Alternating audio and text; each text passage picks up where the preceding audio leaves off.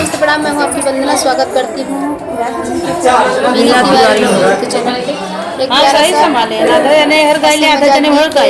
लेके आए हैं। कैसे लगेगा पति पत्नी का नोक-झोंक है, कैसे लगेगा कमेंट बॉक्स में बताइएगा। और दीदी के चैनल को ज़्यादा से ज़्यादा सपोर्ट करिएगा। बहुत ही सुंदर प्यारा सा चुटकुला नाचित है।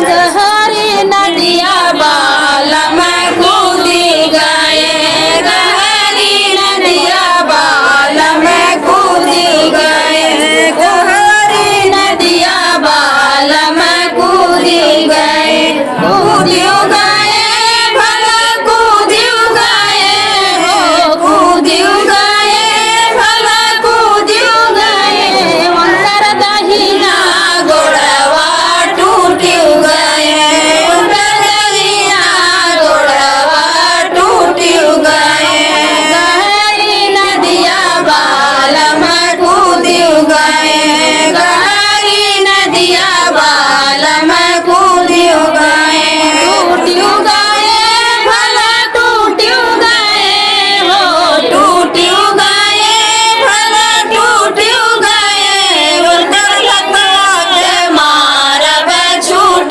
गए, उनकर लता के मारब छूट गए, गहरी नदिया बाला मैं कूदी गए, गहरी नदिया बाला मैं कूदी गए, टूट गए भला टूट गए हो, टूट गए भला टूट गए, उनकर दहिना हथवा टूट गए, उनकर दहिना हथवा टूट गए, गहरी नदिया बाला मैं कूदी गए, गहरी नदिया बाला मैं कूदी गए, टूट गए भला टूट गए हो, टूट गए भला टूट गए, उनकर हथवा के मारब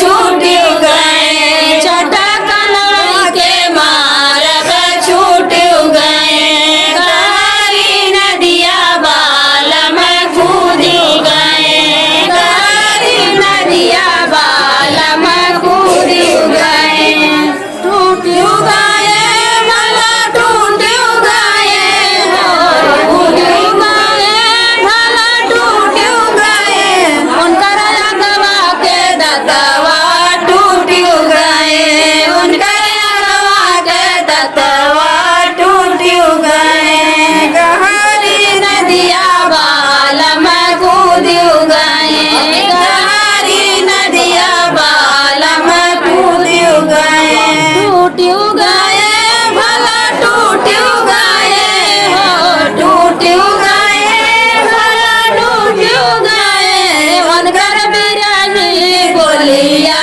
छूट गए, उनकर बिरही बोलिया छूट गए, गहरी नदिया बाला मैं कूदी गए, गहरी नदिया बाला मैं कूदी गए।